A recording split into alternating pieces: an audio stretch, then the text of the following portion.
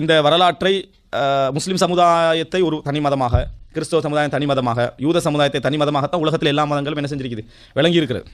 நீங்கள் பார்த்தீங்கன்னு சொன்னால் ஒரு பகவத்கீதை என்கின்ற ஒரு வேத நூலாக அவர்கள் கருதக்கூடியதை எடுத்தீங்கன்னு சொன்னால் பகவத்கீதையில் என்ன பேசப்படும்னா பகவத்கீதையை ஏற்றுக்கொள்கிற சம்பந்தமாக மட்டும்தான் பேசப்படுமே தவிர ஏற்காத சமுதாயத்தை பற்றி எதுவும் அதில் வராது.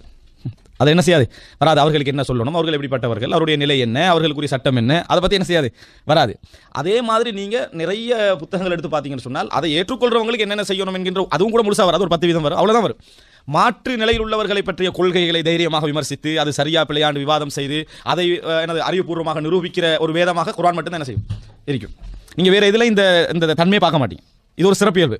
குர்ஆன் மட்டும்தான் இஸ்லாத்தை சொல்லி எல்லா விஷயங்களையும் சொல்லிவிட்டு இதுக்கு மாற்றமான கொள்கைகள் என்னென்ன அடிப்படையில் பிழை, ஏன் பிழை, அதுக்கான ஆதாரங்கள் என்ன, ஏன் அது நிராகரிக்கப்பட வேண்டும் என்பதை தட்டி பேசக்கூடிய ஒரே, அதாவது துட்டி பேசக்கூடிய ஒரே மார்க்கம் எது?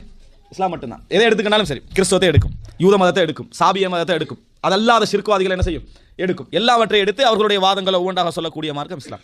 ஆனால் பொதுமக்கள் அப்படி இல்லை. அப்படி மற்ற மதங்களுடைய பொதுமக்கள் அப்படி விளங்கல.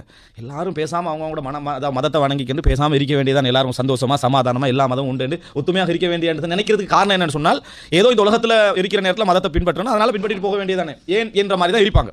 இந்த